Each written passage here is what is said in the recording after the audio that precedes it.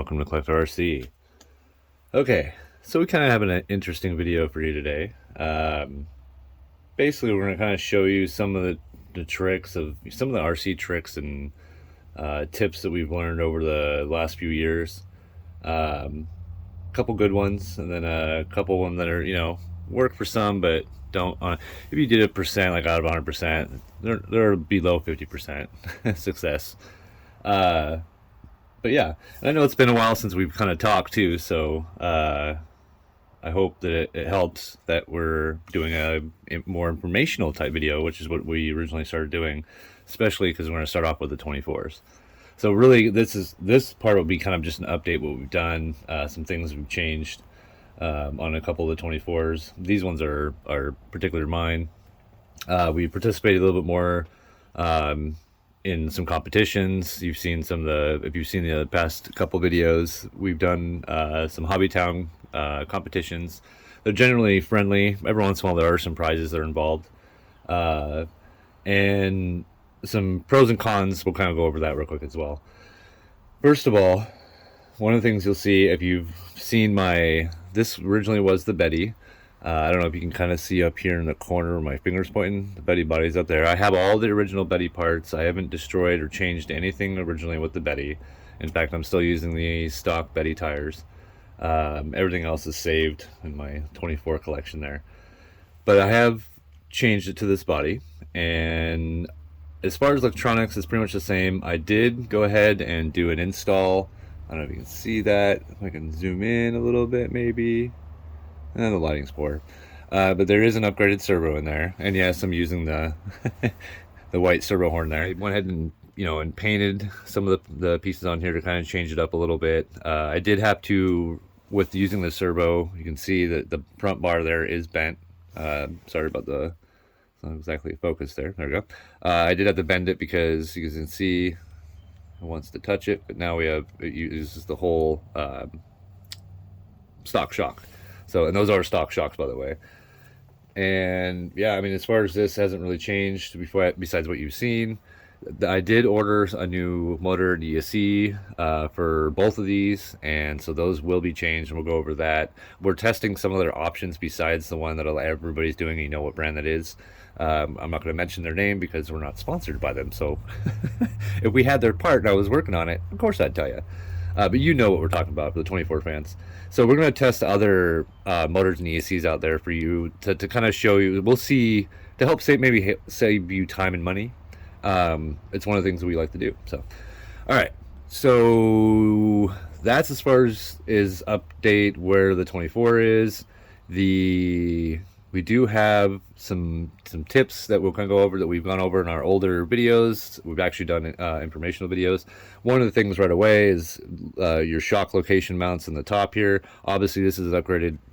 This is a different type of style body, so you have options to where you can put your shocks. But on a standard here, go over. And then again, this one's upgraded as well, but it still has the same kind of layout. Well, sort of, I guess. I do have upgraded mounts there. So on a stock one, what you're doing is typically you'd be mounted to, if I remember right, you have a little mount here that that you're attached to as far as your upper mount and your shock. So one of the things, if you're trying to get lift more clearance in the bottom, and remember, it's better if you're going to do that, make sure to have lower weight to kind of counter your lift. But you can actually relocate the mount of your shock to your chassis, and that'll give you a little bit. You can see the lift there. You're going to get about that much lift out of the thing. So I'd say almost a quarter inch. So it's not too bad. And again, it's recommended that you have lower weight to kind of counter that lift, especially if you're doing it with the Bronco. I can tell you right now, the Bronco rolls. It's a roller. It's an awesome looking car. It can be very good. I've seen it, and it just needs some love. So anyway, that's one of the, I guess, a tip or a trick. I guess it wouldn't be a trick. That's one of the tips of doing with your 24. For those of you that don't already know that, it's something I guess a couple of years ago we went over in a video. one of the parts of our home upgrades stuff that's you can find around your house to upgrade stuff. Kind of you can kind of go over with weights. If you're a fisherman, you have weights you could use and that kind of stuff to get. You can literally specifically put weights where you want it. um, and then yeah, then we went over the store bought mods, which is pretty much all the Jeep here is. All right, so let's go ahead and I'm going to show you a couple more things that we've learned. You've probably seen them on some other YouTubers, or maybe if you've gone through TikTok or Instagram, Reddit, okay, whatever. This is for the first tip. First of all, there is a warning to this. We're going to kind of give out the warnings. If you're not an adult, make sure you have adult supervision if you're going to do this. If you are going to do this tip, you cannot walk away from your system or your charging setup here. You need to monitor it the whole entire time. It is a very short timed process, so give yourself 5 to 10 minutes to do all this and to be able to have the time and to watch it. And monitor your battery while doing it, and I'll go over more of it as I show you. So if you haven't seen this tip already, and if you have this kind of a style of charger, it's especially if you have this one, this will be even better for you. So if for some reason, let's say if you had, I'm going to use this because this is actually one of the ones I've done. This LiPo I use in a controller. I'll show you the controller here. It's the FS GT3B. So I use it in here, did the LiPo conversion. Oh, it's not plugged in. And I ended up having to buy a new one because I accidentally left it. You can see it's not connected right now. Same battery. I accidentally left it, or it got pressed on because this button's kind of ridiculous the way it's set up and how I store my stuff. But it somehow got pressed on, and I ended up killing the battery completely, drained it all the way. And put that back. And so I use a reader here, which I highly recommend. If you have a lot of LiPos and you're on LiPo, highly recommend one of these. Doesn't require any batteries, nothing. It reads off of your thing here. So you can see this battery is charged. So you can see here, it'll tell you it says 90. It's kind of hard to see the lighting, isn't it? So you have 97%. Let's see if I can make this better for you. There we go. 97%. And then you can go through your cells here individually. 4.1, 4.1, 4.1. So not too shabby, right? So I use this, and it wouldn't even read it. It was so dead. This wouldn't even turn on. So it was below 3 volts in each cell. So I kind of set it aside, and I was kind of took it as a loss, and I bought a new battery. And I wish I could remember if I could remember the link or the video I watched, I would totally put it in here. And I want to give this person the credit. I don't know if they're the first person to figure it out and put a video on it, but if I do, I'll give them the credit they deserve. So, what are you gonna do? Your battery's dead, has nothing left, right? You can go ahead and take your charging system here, and we'll kind of get closer so you can see. And you're gonna go through your battery types. I apologize, this thing is loud. So you can see, so we're gonna go ahead and go to your NIM, right? Nickel metal hydride. And then you hit start. And you can see I already have it down here. So let's say, let's get out of that. Let's say, let's put this up. Let's say if you have it set to there, what you want to do is make sure you want to put it all the way down to the lowest it will go. Most of them will go down to 0.1.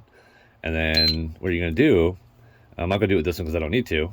You're going to not plug in your balance. Do not plug in the balance. Only plug in your DIN or whatever connector you have. And I use a 20-piece multi-connector, because all the different LiPos and cars. But you're going to plug in your DIN, and you can go ahead and hit the charge. So what you're going to see on there, I wish I had a dead battery to show you. That kind of sucks. When it starts, it should start up, and you're going to watch your voltage up here on the upper corner for this one. Whatever, yours might be a little bit different, but watch the voltage. Let's say if you have a combined, we have 9. It's a 3 cell, so we have 9 volts, right? It's just sitting at 9.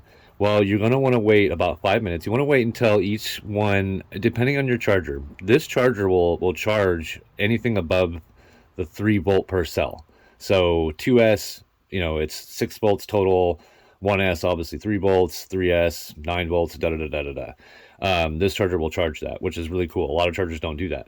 So you're going to watch. So say, for instance, when I put this on there, it had 9 volts total. because you're not going to balance it. You're not going to see your cells individually. You're going to wait. I waited until I got about 10 volts. So I had about a few volts in each cell. It doesn't, it's just putting an overall charge to the battery. So that's why you got to monitor it. Make sure that as you're doing this charge, you're constantly feeling for heat. If it starts to warm up or get hot, immediately disconnect and put your LiPo in a safe area. The burn-proof bag, preferably. You also got to watch and make sure the wire isn't getting hot. Make sure the battery doesn't expand.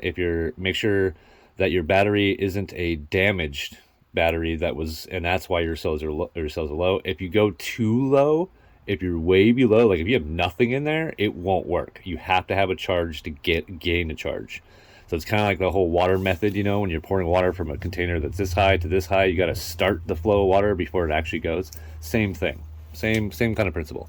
So anyway, I waited until about 10 volts. That way I have a little bit of voltage, a little more than 3 volts per cell. And sure enough, when I went to go put it on there, I tested it first, and I was at 1%. But it read it. And so I went ahead and put it on the charger, did its normal charge. I didn't even have to balance it. And it worked. And like I said, I showed you, it's 97% now. It was at nothing. It had no nothing. So if I find the link for the video, that would be more informational. If we did it to about 4 batteries total so far, and every one of them have worked.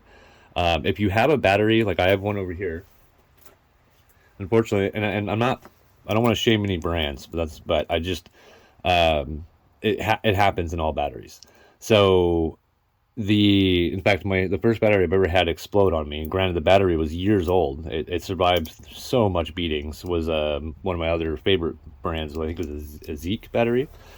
I'm gonna grab that. It's actually identical to this one, a Z battery. This one kind of beat up too. I had to bought a new one to replace. This was one of my favorite batteries. It's the size. It's the size of a 2S, a little bit smaller, so it fits in a lot of my. And yes, I use brick batteries because I prefer them.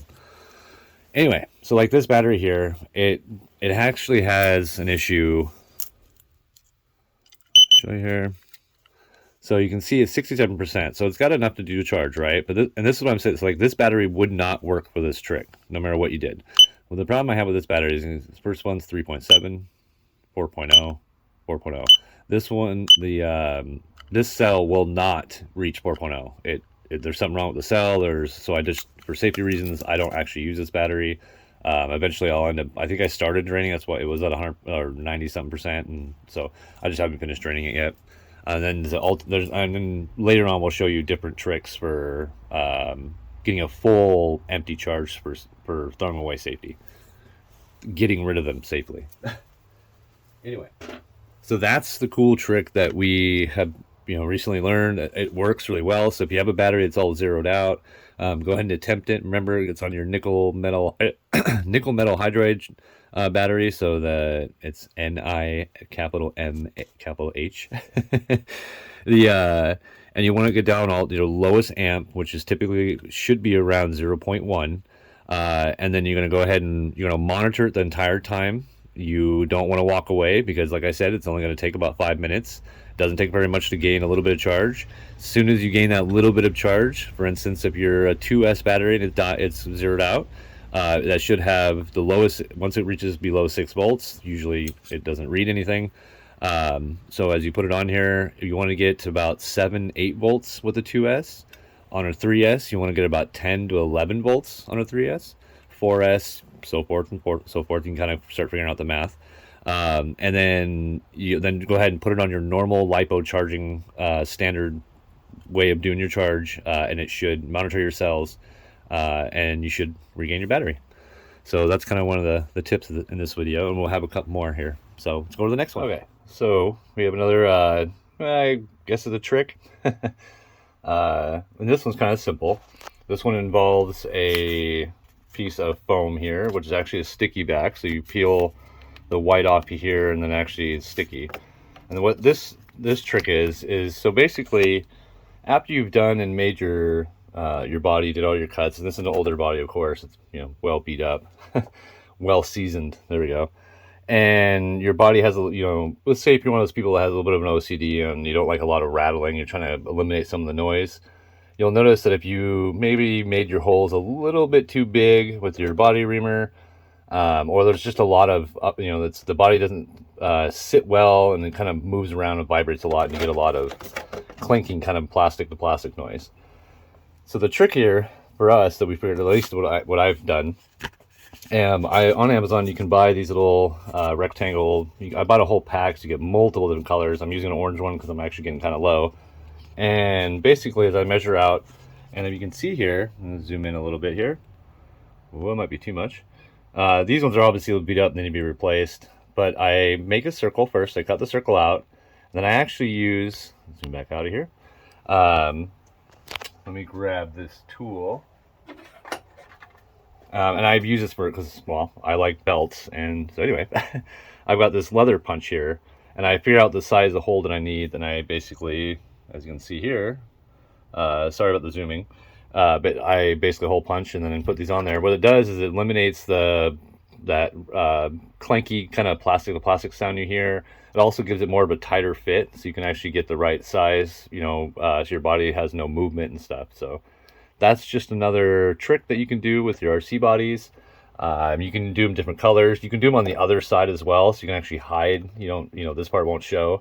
I only use it because it actually, when you put your pins in, if you're still using pins, it hides the markings, the scratches you get. So it's the reason why I'm on the outside. So that's another trick. Okay, so that wraps it up for these tips and tricks. We'll have another video with a lot more. We'll kind of compile a whole list of things we've learned. That way we can be a little bit more, we can throw in a lot more tips and tricks for the RC related, things, items.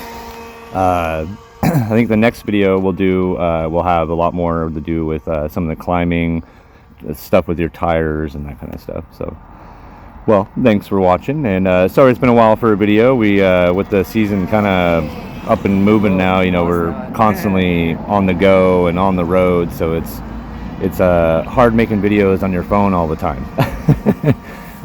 It's just one of the recording ways. So and then, this is us kind of testing out Little Bro's Traxxas Blast. It's not a very fast boat. This is stock, nothing, straight out of the box, first time use. So we had a lot of fun. Alrighty, well, thanks for watching, and stay tuned for the next episodes. Bye. Hold on, bud.